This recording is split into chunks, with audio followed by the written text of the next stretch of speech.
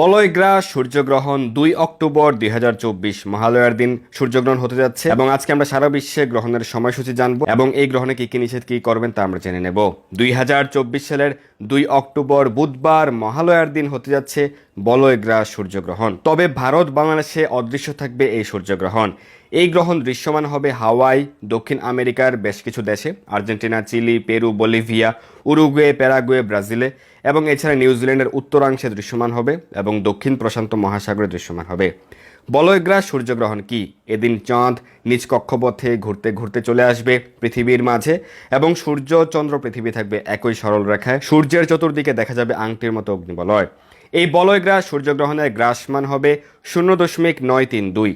গ্রহণের স্থিতিকাল 6 ঘন্টা 3 মিনিট। তবে বলয়গ্রাস স্থিতিকাল 3 ঘন্টা 42 মিনিট।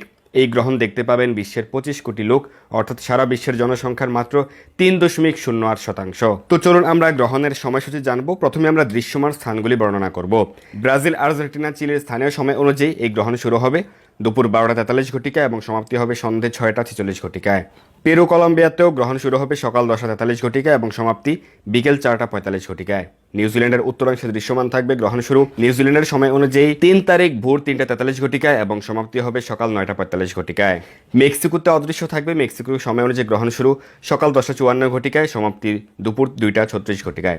ভারতে অদৃশ্য থাকবে ভারতের সময় অনুযায়ী এই গ্রহণ শুরু রাত্রি 10টা 24 ঘটিকায় এবং সমাপ্তি হবে মধ্যরাত্রি পার হয়ে শেষ রাত্রি 2টা 6 ঘটিকায়। বাংলাদেশে অদৃশ্য থাকবে গ্রহণ শুরু রাত্রি 10টা 54 ঘটিকায় এবং সমাপ্তি শেষ রাত্রি 2টা 36 ঘটিকায়। নেপালে অদৃশ্য গ্রহণ শুরু রাত্রি 10টা 39 এবং শেষ রাত্রি 2টা 21 ঘটিকায় সমাপ্তি হবে। মালয়েশিয়া, সিঙ্গাপুরে অদৃশ্য থাকবে এবং গ্রহণ শুরু মধ্যরাত্রি 12টা 54 ঘটিকায়, যেহেতু রাত্র 12টার হিসেবে সেটি 3 তারিখ হয়ে যায়। সমাপ্তি হবে ভোর 4টা 36 ঘটিকায়। অস্ট্রেলিয়াতে অদৃশ্য থাকবে গ্রহণ শুরু শেষ রাত্রি 2টা 54 ঘটিকায় এবং সমাপ্তি 3 তারিখ সকাল 6টা 36 ঘটিকায়।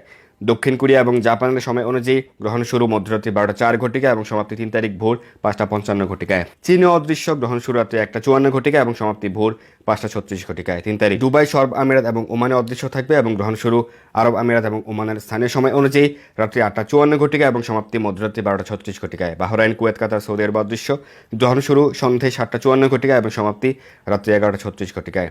লন্ডন, পর্তুগাল অদৃশ্য এবং গ্রহণ শুরু বিকেল 5টা 54 ঘটিকায় এবং সমাপ্তি রাত্রি 9টা 36 ঘটিকায়। Italy, France, Spain, Germany, Poland অদৃশ্য এবং গ্রহণ শুরু সন্ধ্যে 6টা 54 ঘটিকা এবং সমাপ্তি রাত্রি 10টা 36 ঘটিকায়। রাশিয়াতে গ্রহণ শুরু সন্ধ্যে 7টা 54 ঘটিকা এবং সমাপ্তি রাত্রি 11টা 36 ঘটিকায়। সাউথ আফ্রিকাতে অদৃশ্য এবং গ্রহণ শুরু সন্ধ্যে 6টা 54 ঘটিকা এবং সমাপ্তি রাত্রি 10টা 36 ঘটিকায়। আমেরিকাতে অদৃশ্য থাকবে এবং আমেরিকার নিউ ইয়র্কের সময় অনুযায়ী গ্রহণ শুরু দুপুর 12টা 54 ঘটিকা এবং সমাপ্তি বিকেল 4টা 36 ঘটিকায়। আমেরিকার ডালাস, টেক্সাসের সময় অনুযায়ী সকাল 11টা 54 থেকে বিকেল 3টা 36 পর্যন্ত। ক্যালিফোর্নিয়ার সময় অনুযায়ী সকাল 9টা 54 থেকে দুপুর 1টা 36 ঘটিকা পর্যন্ত। কানাডার মন্ট্রিয়ালে গ্রহণ শুরু দুপুর 12টা 54 ঘটিকা এবং সমাপ্তি বিকেল 4টা 36। কানাডার ব্রিটিশ কলাম্বিয়ার সময় অনুযায়ী সকাল 9টা 54 থেকে দুপুর 1টা 36। আমেরিকার ক্ষেত্রে শুধুমাত্র হাওয়াইতে এই গ্রহণ দৃশ্যমান হবে। অনেকের মন্তব্য হচ্ছে সূর্যগ্রহণ তো দিনের বেলায় হয়, তাহলে ভারত বাংলাদেশে এটি রাতে কেন? এর উত্তর হচ্ছে এই সূর্যগ্রহণের মূল কেন্দ্র তো হচ্ছে আর্জেন্টিনা, চিলি সহ দক্ষিণ আমেরিকায়। তাই দক্ষিণ আমেরিকার সময় অনুযায়ী দিনের বেলাতেই হচ্ছে সূর্যগ্রহণ। যখন দক্ষিণ আমেরিকায় দিন তখন তো ভারত বাংলা রাত হয়ে যায়। তাই ভারত সহ এশিয়ার সময় অনুযায়ী সেটি রাত বা ভোরবেলায় হয়ে যাবে। পরবর্তী সূর্যগ্রহণ হবে 2025 খ্রিস্টাব্দের 29 মার্চ। গ্রহণের সময় কী কী নিষেধ? গ্রহণের সময় খাবার গ্রহণ করা, রান্না করা, তেল মালিশ, পানীয় জল গ্রহণ এবং চুল আচরণ, দাঁত ব্রাশ করা, পরনিন্দা, ঘুমানো প্রভৃতি কার্যকলাপে জড়িত থাকা নিষেধ রয়েছে। গর্ভবতী মায়েদের ক্ষেত্রে বাইরে বের হওয়া নিষেধ, সূর্যের দিকে তাকানো নিষেধ, কাপড় কাটা ছাড়া সেলাই করা, সবজি কাটা, পাপড় ভাজা নিষেধ এবং গাছের পাতা ছাড়া খারাপ কোনো বিষয় চিন্তা করা নিষেধ। গ্রহণের সময় কী করতে হবে? অধিক হরিনাম, জপ, কীর্তন, শাস্ত্র পাঠ আলোচনা করা উচিত। মোবাইলে কৃষ্ণকথা শ্রবণ অথবা কীর্তন মেলা, হরিনাম সংকীর্তন শ্রবণ করতে পারেন। গর্ভবতী মায়েদের ক্ষেত্রে জপমালা জপ করতে অনিচ্ছুক হলে বা সমস্যা হলে হাতে আঙুল সোজা রাখতে হবে, তাই মুখে মুখে হরিনাম জপ কীর্তন করবেন। কৃষ্ণকথা শ্রবণ, হরিনাম সংকীর্তন শ্রবণ করতে পারেন। সকলের ক্ষেত্রে গ্রহণ শেষ হওয়ার পরে বা গ্রহণের শেষের দিকে স্নান করতে পারেন, শুদ্ধ ব্রাহ্মণ বৈষ্ণবকে দান করতে পারেন। যে সকল স্থানে গ্রহণ দৃশ্যমান সে সকল স্থানে রান্নাকৃত খাবার ফেলে দিয়ে চুলা ধুয়ে পুনরায় রান্না করতে হবে। অনেকের প্রশ্ন হচ্ছে গ্রহণকালে কি ভগবানের সেবা পূজা করা যাবে কিনা? হ্যাঁ, অবশ্যই গ্রহণকালে ভগবানের সেবা পূজা আদি করতে পারবেন, কোনো সমস্যা নেই। দক্ষিণ আমেরিকার Argentina, Chile, Peru, Bolivia, Uruguay, Paraguay, ব্রাজিলে এবং নিউজিল্যান্ডের উত্তরাংশে সহ যে সকল স্থানে গ্রহণ দৃশ্যমান হবে সে সকল স্থানে অবশ্যই গ্রহণের নিয়মাবলী পালন করতে হবে।